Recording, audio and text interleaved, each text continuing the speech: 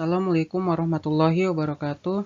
Innal hamdalillah nahmaduhu wa nasta'inuhu wa nastaghfiruh wa na'udzu billahi min syururi anfusina may yahdihillahu fala mudhillalah wa may yudlil fala hadiyalah. Asyhadu an la ilaha illallah wahdahu la syarikalah wa asyhadu anna Muhammadan abduhu wa rasuluh. Amma ba'du. Yang kami hormati Bapak dosen Ahmad Dimyati MPD selaku dosen kami pada mata kuliah dasar komputer. Pada kesempatan kali ini saya, Bima Satria, akan mempresentasikan sebuah materi yang ditujukan untuk memenuhi tugas dari mata kuliah dasar komputer. Tanpa basa-basi, langsung saja kita ke pembahasannya. Materi pada kali ini berjudul jenis-jenis pekerjaan. Di sini juga saya membuat materi ini berdasarkan dari referensi yang diberikan oleh Bapak Adim.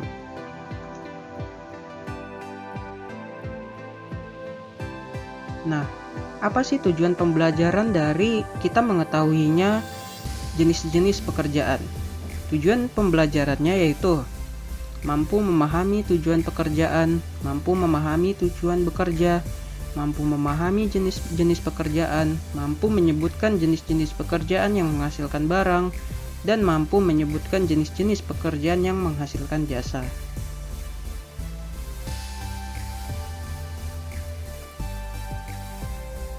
Sebelum kita melanjutkan lebih dalam, kita bertanya terlebih dahulu, apa sih pekerjaan itu?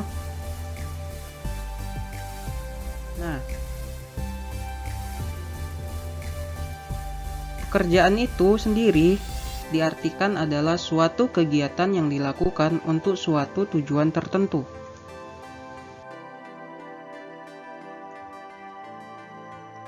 Apa tujuannya?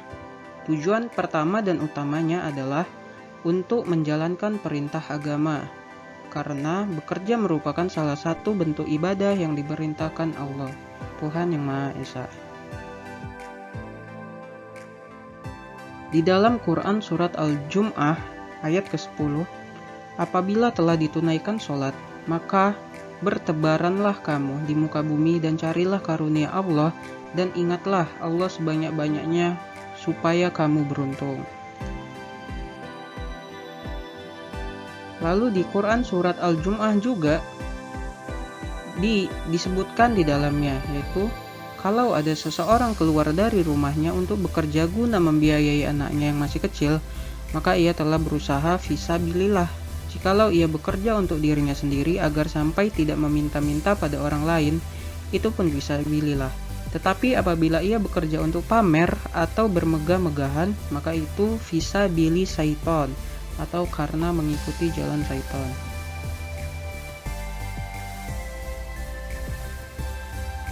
Tujuan kedua dari kita itu bekerja adalah untuk mencari pendapatan atau nafkah atau uang untuk menjalani kehidupan.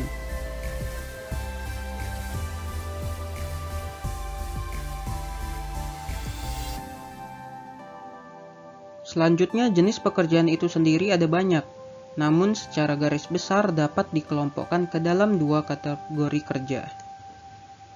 Yang pertama, pekerjaan yang menghasilkan barang, dan yang kedua adalah pekerjaan yang menghasilkan jasa. Yang pertama dulu, contoh pekerjaan yang menghasilkan barang. Banyak sih pekerjaan yang menghasilkan barang, tapi di sini saya hanya menyebutkan 6 saja. Mulai dari yang pertama yaitu petani. Sebagaimana kita tahu, petani bekerja dengan menanam bibit di sawah atau ladang. Nantinya bibit tersebut akan dipanen, kemudian dijual ataupun digunakan sendiri.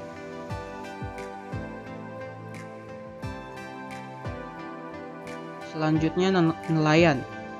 Nelayan bekerja dengan berlayar dan menangkap ikan di perairan, baik air tawar, air payau, atau air laut.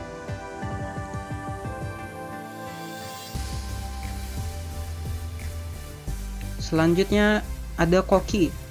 Koki atau chef menjalankan pekerjaannya dengan memasak serta menyiapkan makanan. Biasanya mereka bekerja di restoran atau hotel.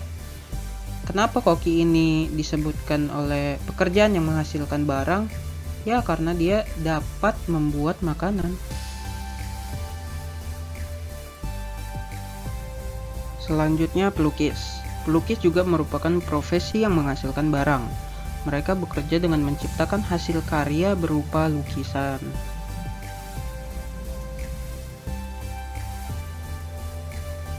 Kemudian ada penjahit.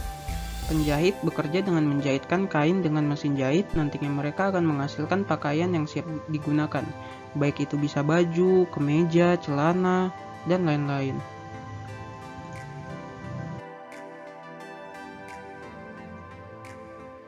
Lalu, yang terakhir di dalam pekerjaan yang menghasilkan barang, yaitu tukang kayu. Bekerja membuat lemari, membuat kursi, meja, membuat kusen, ataupun membuat benda-benda lain yang berbahan kayu. Kemudian contoh pekerjaan yang menghasilkan jasa.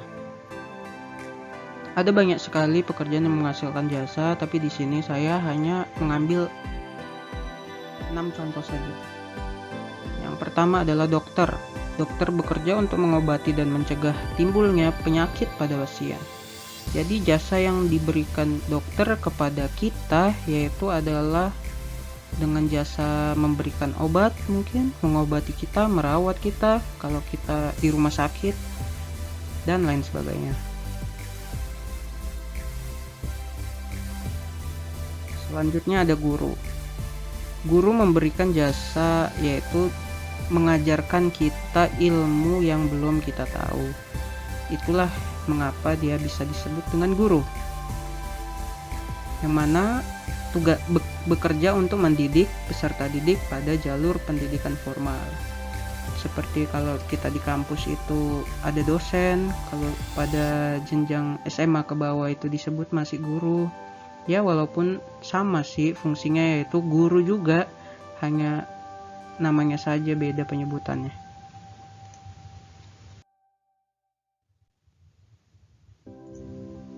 Selanjutnya ada tentara.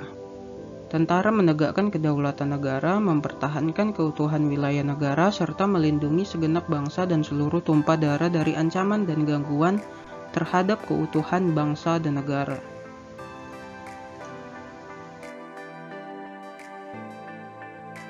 Yang keempat adalah montir. Bekerja memperbaiki dan menawar mesin kendaraan bermotor, mobil maupun motor. Mereka biasanya kita temui di bengkel-bengkel. Jadi montir ini memberikan jasa yaitu untuk menservis kendaraan bermotor kita. Selanjutnya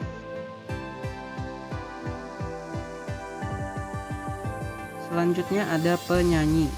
Bekerja di bidang hiburan ini menjual jasa dalam bentuk keahlian bernyanyi, memberikan penampilan yang menghibur orang lain.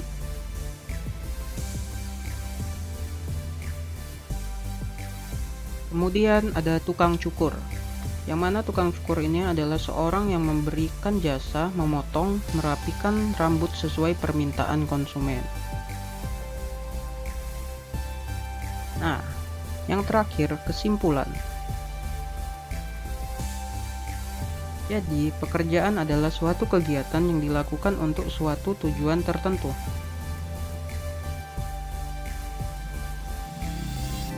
Tujuan yang pertama yaitu untuk menjalankan perintah agama, dan tujuan yang kedua untuk mencari pendapatan atau nafkah untuk menjalani kehidupan.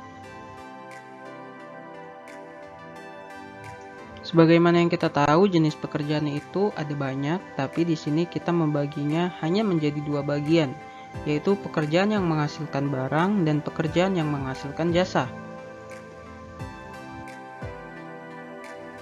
Yang mana pekerjaan yang menghasilkan barang tadi yang kita bahas ada petani, nelayan, koki, pelukis, penjahit, dan tukang kayu. Sedangkan pekerjaan yang menghasilkan jasa yaitu dokter, guru, tentara, montir, penyanyi, dan tukang cukur. Baiklah, sekian presentasi yang dapat saya sampaikan. Lebih kurangnya saya mohon maaf. Wabillahi taufiq wal hidayah. Wassalamualaikum warahmatullahi wabarakatuh.